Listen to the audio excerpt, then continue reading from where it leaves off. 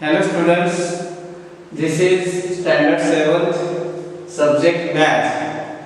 I once again here to explain property of addition and subtraction of integer. In previous video we solved exercise 1.1 which was based on the introduction of integer. Now we are going through the properties, means we have to know the actual property of integer, solving problem based on addition and subtraction.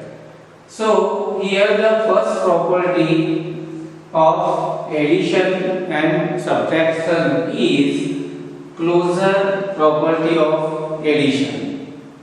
The first property of integer is closure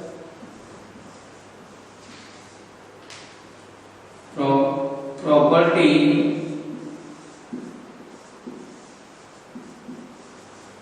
of addition.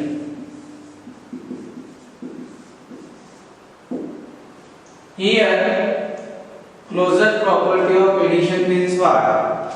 When we add two integers, the answer will be also integer. We can show like that: integer plus integer is equal to integer. I think the concept is very easy. इसमें दिया है कि अगर एक integer में दूसरा integer add करते हैं तो आने वाला जो आंसर है वो भी इंटीजर होगा. For example we can take negative और positive integer while understanding this property. Here -2 plus -2 -2 plus -2, we are going to add both of negative integer -2 and -2. We have already known in addition minus plus minus will be shown as minus, and the addition of both of the integer 2 plus 2 4 means ये दो integer थे. इन दो integer का यदि हम addition करते हैं तो आने वाला जो आंसर है वो भी इंटीजर में ही मिलेगा, फ्रैक्शन में नहीं मिलेगा. दूसरी इसी की प्रॉपर्टी है क्लोजर प्रॉपर्टी ऑफ सब्ट्रैक्शन.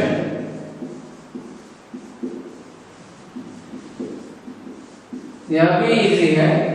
इसमें भी क्या किया जाएगा, इंटीजर में से हम इंटीजर माइनस करेंगे तो आने वाला जो आंसर है वह भी इंटीजर होगा. For example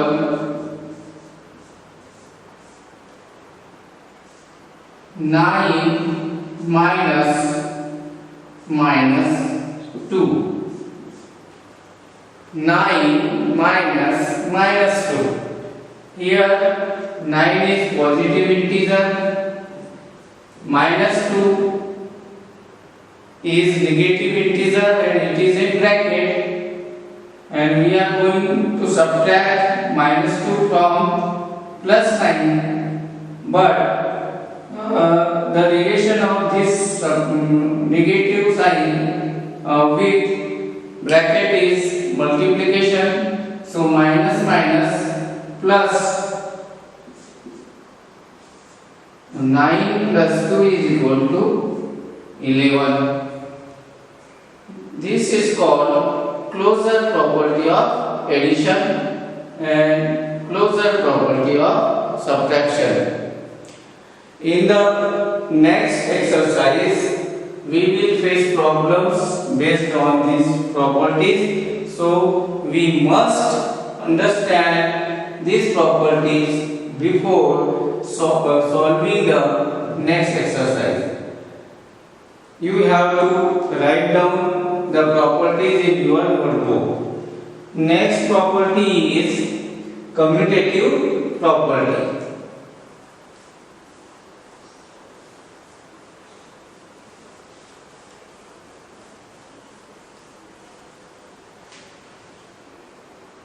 Next is commutative property.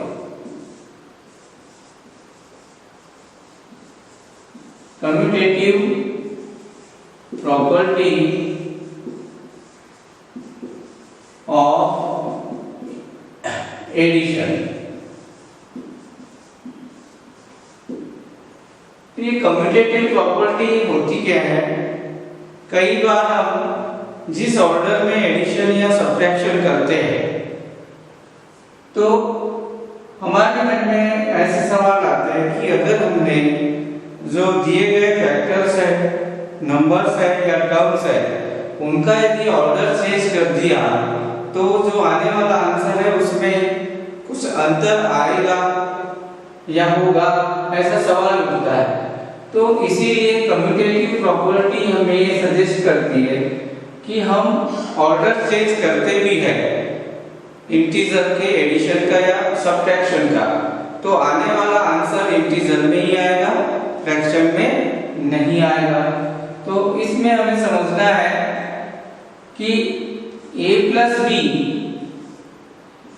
अर्थात ये एक इंटीजर है, b दूसरा इंटीजर है, a प्लस बी करते हैं या b प्लस ये करते हैं तो आंसर में अंतर आता है क्या, ये देखना है। मान लो a की वैल्यू 3 है प्लस b की वैल्यू -2 है।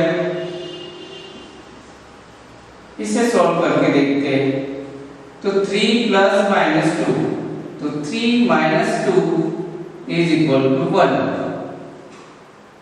इसी का ऑर्डर चेंज कर देते हैं तो -2 प्लस 3 करके देखेंगे। अब यहाँ पे +3 इज ग्रेटर देन -2, मतलब करना तो सब्ट्रैक्शन है लेकिन लिखना पॉजिटिव है। तो 3 - 2, यहाँ पर भी -2 प्लस 3 इज इक्वल टू 1। ये दोनों आंसर्स सेम है और इसीलिए प्रॉपर्टी बन जाती है a plus b is equal to b plus a. तो ये जो प्रॉपर्टी है कम्यूटेटिव प्रॉपर्टी ऑफ एडिशन के नाम से जानी जाती है।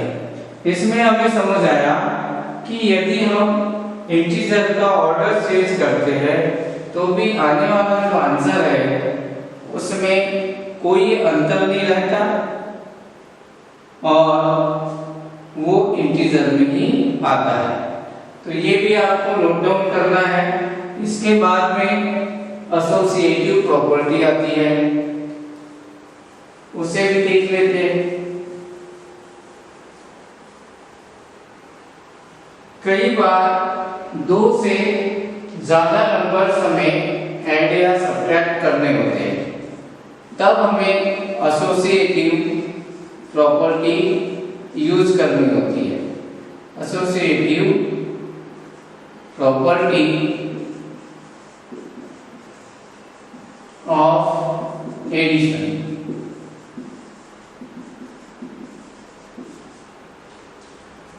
इसमें 2 से ज्यादा इंटीजर लेंगे ये, और इसमें क्या होता है ग्रुपिंग भी की जाती है। मान लो पहले 2 टर्म्स का एडिशन कर लो और बाद में जो बचा इंटीजर है उसको उसमें ऐड कर लो, या फिर पहले पिछले दो टर्म्स का एडिशन कर लो और बाद में फर्स्ट वाला उसमें ऐड कर लो, तो भी आंसर में कोई चेंज नहीं होता। इसी को एसोसिएटिव प्रॉपर्टी ऑफ एडिशन कहते हैं। इसमें हमें ये देखने को मिलेगा कि यदि तीन इंटीजर्स का हम एडिशन करेंगे और उनके ऑर्डर चेंज कर देते हैं तो भी आने वाले आंसर में किसी तरह की तब्दीली नहीं होगी। a प्लस बी प्लस सी, पहले इसमें वैल्यू पुटअप करके देखते हैं। a की वैल्यू मान लो 5 है, प्लस हमने 3 ले ली, और प्लस सी की वैल्यू हमने -2 ले ली।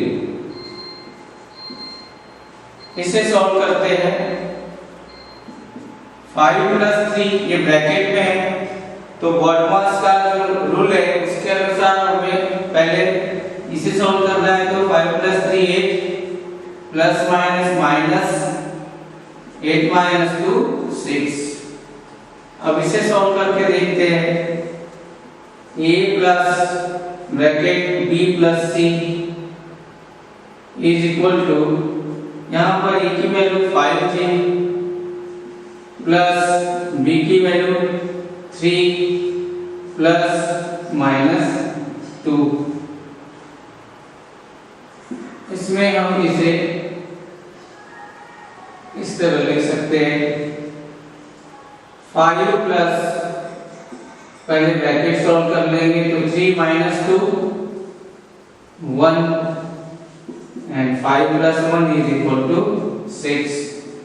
तो ये जो दोनों आंसर है ये इक्वल आ गए। इसका मतलब ये जो तीनों टर्म्स दिए थे इनका हम यदि क्रम बदल देते हैं या ग्रुपिंग करके एडिशन करते हैं तो भी आने वाला आंसर सेम रहता है। इसी को एसोसिएटिव प्रॉपर्टी ऑफ एडिशन कहेंगे।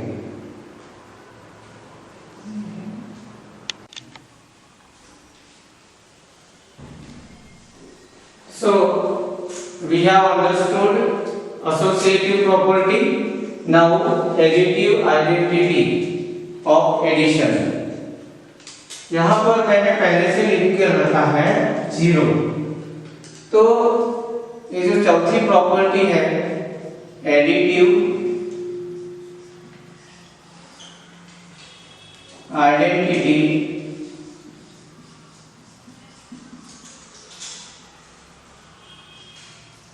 ऑफ इंटीजर, कई बार हमें ये क्वेश्चन पूछा जाता है फिल इन द ब्लैंक्स में, मैच द पेयर्स में, या हमें मालूम रहना चाहिए कि एडिटिव आइडेंटिटी ऑफ इंटीजर क्या चीज है। तो हियर एडिटिव आइडेंटिटी, इसको पढ़ने पर ही हमें समझ रहा है कि ऐसा एक इंटीजर है जिसको किसी दूसरे इंटीजर में ऐड करने पर या सब्ट्रैक्ट करने पर वो जो पहला नंबर दी रहती है उसमें कोई परिवर्तन नहीं होता। तो यहाँ पर हम एग्जांपल लेते हैं 1 + 0 या 0 + 1। आंसर क्या होगा? क्योंकि हमें पता है 0 की वैल्यूज नहीं है तो 1 ही आंसर होगा। नंबर चेंज करके देखते हैं -3 + 0 या 0 + -3, तो भी आंसर -3 रहेगा। अर्थात हमें ये पता चला कि यदि किसी इंटीजर में 0 ऐड करते हैं तो आने वाला जो आंसर है वह दूसरी इंटीजर नहीं रहेगा। इसको हम प्रॉपर्टी में कैसे लिखेंगे? a + 0 = 0 + A is equal to ए। तो ये है इंटीजर की एडिटिव आइडेंटिटी। मतलब हमें पता चल चुका है additive identity of integer is 0।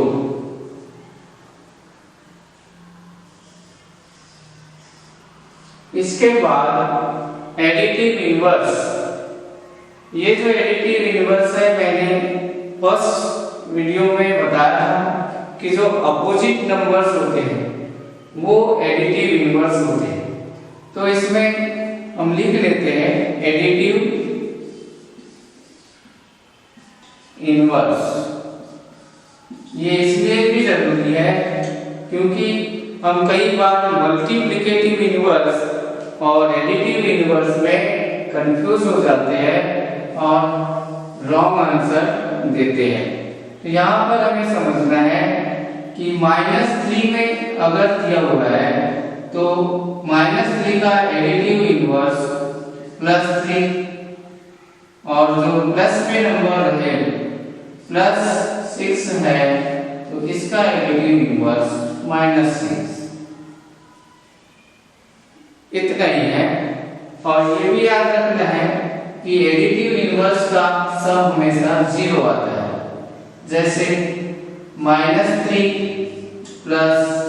+3 is equal to 0। इसका मतलब कि एडिटिव इनवर्स का सम 0 आता है। a plus -a is equal to 0। ये एडिटिव इनवर्स की प्रॉपर्टी होगी। तो इन प्रॉपर्टीज का इस्तेमाल करके अब हम एक्सरसाइज 1.2 की ओर जाएंगे, उसे समझेंगे, सॉल्व करने की कोशिश करते हैं। एक्सरसाइज 1.2।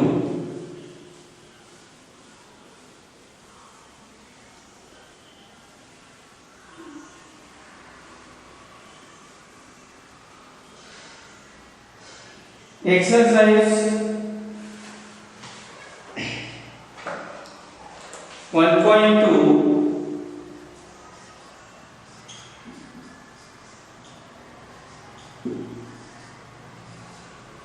इसमें पहला क्वेश्चन है identify the property of demonstrated. You have text book, you have to refer this text book while watching the video, so you will understand easily. The first question is identify the property of demonstrated. We take only the problems. The first problem is -7 plus 0 is equal to -7। इसमें जो प्रश्न पूछा हुआ है identify the property demonstrated, मतलब इसमें जो property दी गई है सेंटेंस में इसे हमें पहचान कर लिखना है। इसका हमें सिर्फ आइडेंटिफाई करके नाम लिखना है। तो इस सेंटेंस को यदि हम देखते हैं तो इसमें 0 दिखाई दे रहा है और हम अभी पढ़े कि एडिटिव आइडेंटिटी ऑफ इंटीजर 0 है।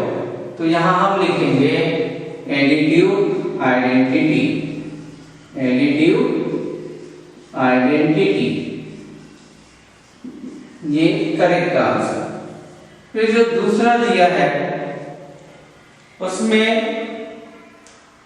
एडिटिव इनवर्स दिया हुआ है। सो आपको करना है इसमें एडिटिव इनवर्स। हमने अभी देखा कि एडिटिव इनवर्स का सम 0 आता है, तो यहां पर एडिटिव इनवर्स लिखना है आपको।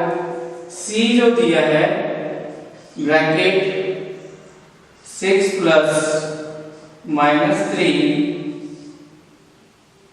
Plus -9 is equal to 6 plus -3 plus -9। इस इक्वेशन को यदि हम गौर से देखते हैं, ये लेफ्ट हैंड साइड और ये राइट हैंड साइड, इसमें 3 नंबर्स लिए A B C, A B and C. The 3 numbers are taken. We have to understand the relation between left hand side and right hand side. Here 6 and -3 are grouped. ये इनकी grouping की गई है 6 और -3 की, और यहाँ 9 अलग से ऐड किया हुआ है। इसमें -3 और -9 इनकी ग्रुपिंग की गई है और 6 अलग से जोड़ा गया है। तो ऐसी सिचुएशन में हमने पढ़ा था एसोसिएटिव प्रॉपर्टी, क्योंकि ये रिलेटेड है टर्म्स, इनका ऑर्डर चेंज करके ग्रुपिंग किया गया है, तो इस प्रॉपर्टी का नाम होगा एसोसिएटिव प्रॉपर्टी। हमें सिर्फ नाम लिखना था, तो हम लिखेंगे एसोसिएटिव प्रॉपर्टी। इसे सॉल्व नहीं करना है। उसी तरह जो डी प्रॉब्लम है उसमें -11 + 5 इज इक्वल टू +5 + -11, तो उसमें टर्म्स का जो ऑर्डर है वो चेंज कर दिया। अब हमने पढ़ा है कि जब ऑर्डर चेंज रहे तो वो कम्यूटेटिव प्रॉपर्टी होती है, तो उसमें आपको कम्यूटेटिव प्रॉपर्टी लिखना होगा। इस तरह से आप पहला जो प्रश्न है सॉल्व कर सकते हैं।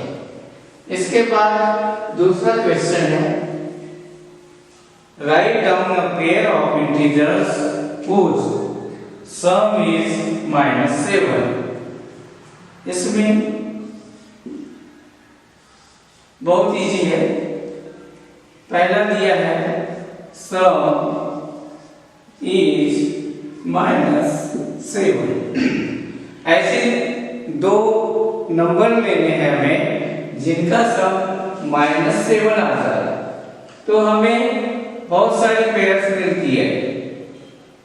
उदाहरण के तौर पर हम यहाँ -6 + -1 लेते हैं और इनका एडिशन करते हैं, सब करने बोला है, इसीलिए बीच में प्लस का साइन देंगे। ये दोनों इंटीजर हमें माइनस में लेनी पड़ेगी, क्योंकि यहाँ जो दिया हुआ है सब उसका साइन माइनस में है। तो -6 + -1 इज इक्वल टू -7। और इसी सेंटेंस को यदि हमें बड़ी नंबर लेकर के करना पड़ा, तो हम फिर एक इंटीजर प्लस में लेंगे और दूसरी इंटीजर माइनस में लेंगे। जैसे -8 + +1, तब जाकर आंसर -7 है। हमें सिर्फ सिंगल पेयर लिखने बोला गया है, तो यदि ये एक पेयर भी लिखते हैं -6 और -1, -6 एंड -1, ये आंसर होगा। उसी तरह दूसरा दिया है डिफरेंस इज 10। इसमें हमें डिफरेंस बताना है, मतलब सब्ट्रैक्शन करना है। डिफरेंस इज 10, तो क्या करेंगे, इसमें हम कोई 2 नंबर लेंगे और उनका डिफरेंस दिखाएंगे। मान लो 12 - 2 इज इक्वल टू 10, या फिर दूसरी 2 नंबर्स लेकर हम इसे दिखा सकते हैं। 8 - -2, 8 - +2 इज इक्वल टू 10। इस तरह से भी हम डिफरेंस इज 10 इसके पेयर्स दिखा सकते हैं। जस्ट लाइक आपके लिए ये जो सी है मैं छोड़ देता हूँ, या आप होमवर्क भी कर लेना। Right the pair of integers whose sum gives। इसमें हमें जो थर्ड क्वेश्चन दिया है इसमें कहा गया है right a pair of integer whose sum gives। यहाँ पर सम दिया हुआ है तो हमें पेयर्स लिखना है। क्या लिखना है? पेयर्स लिखना है। सम दिया हुआ है और इसमें पेयर लिखने बोला हुआ है।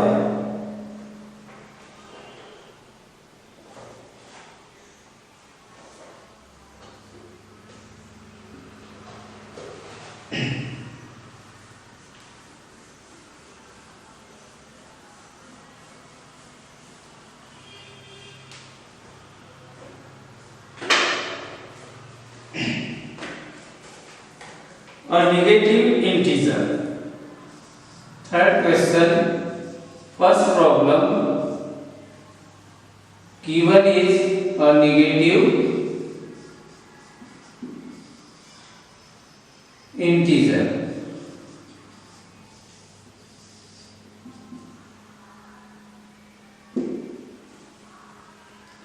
Right a pair of integer whose sum gives।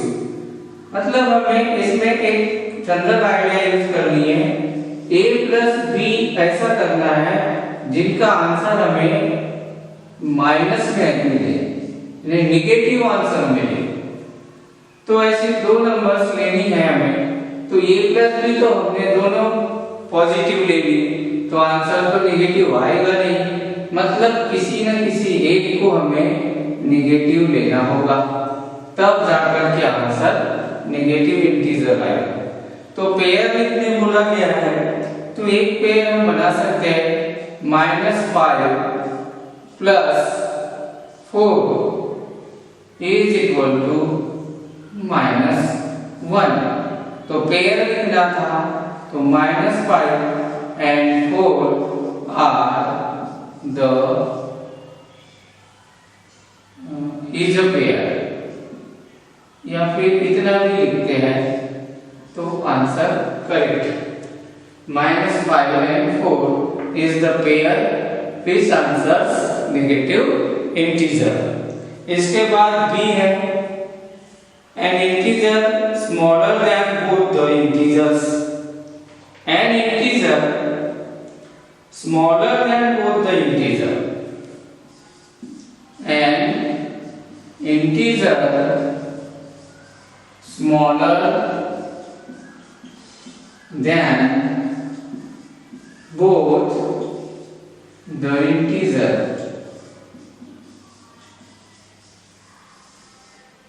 I think you have understood the sentence। an integer, यानी जो सम आने वाला है वो एक ऐसा इंटीजर है जो स्मॉलर है किससे?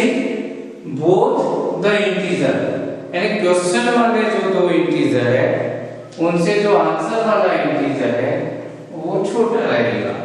तो इस कंडीशन में हमें ऐसे दो इंटीजर लेने हैं जो आंसर से बड़े रहेंगे, आंसर से बड़े रहेंगे। तो यदि हम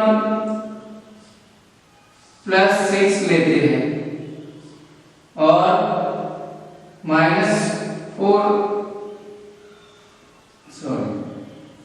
पहले हम -4 लेते हैं, फिर इसमें -4 और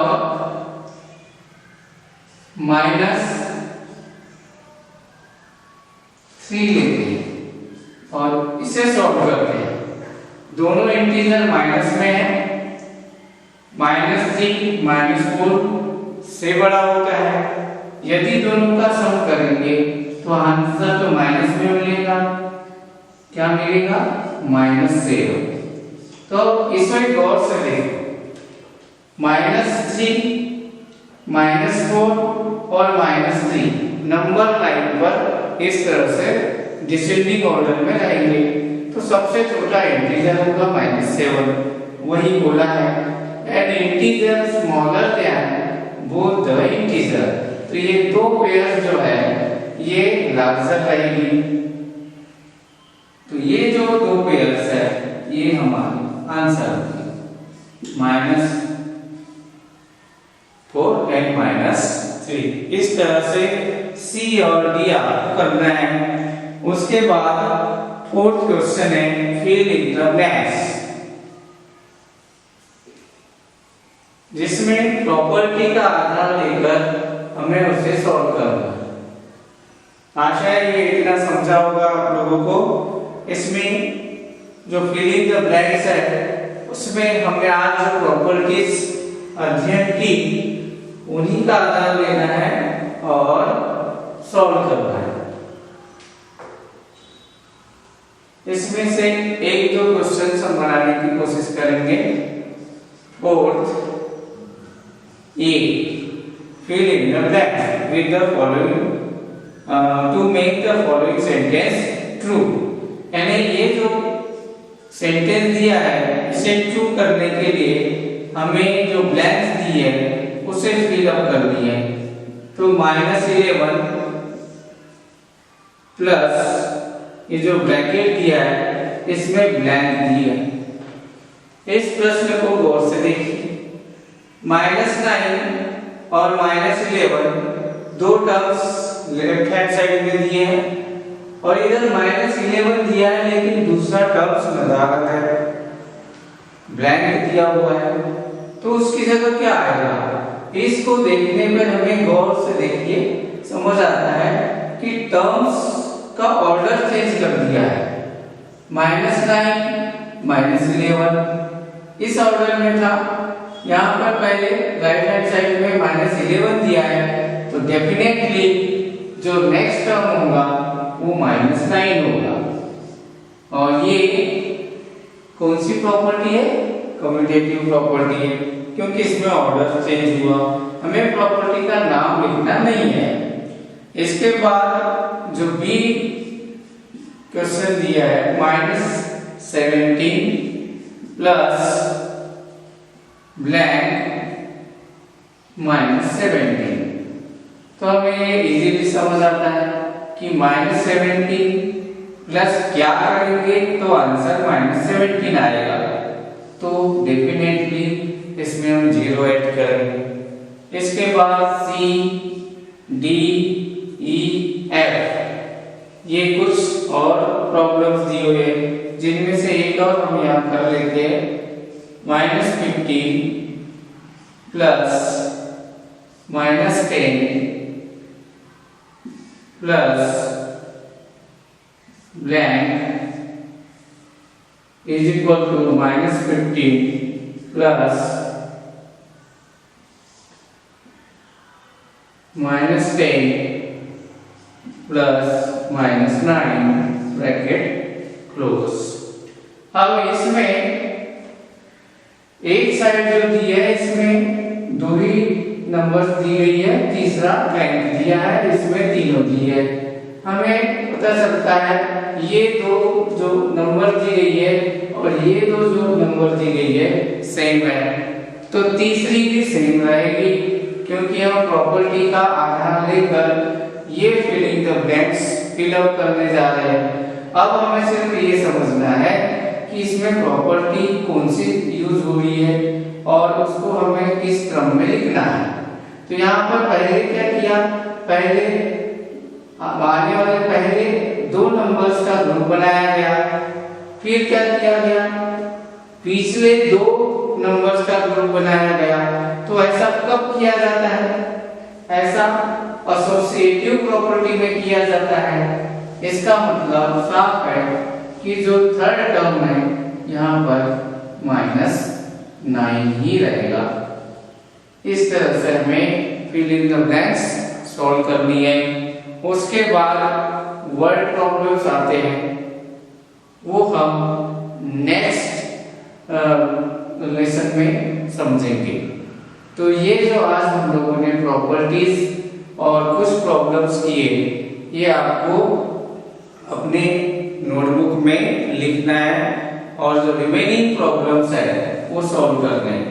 तो यहाँ होमवर्क है सॉल्व रिमेनिंग प्रॉब्लम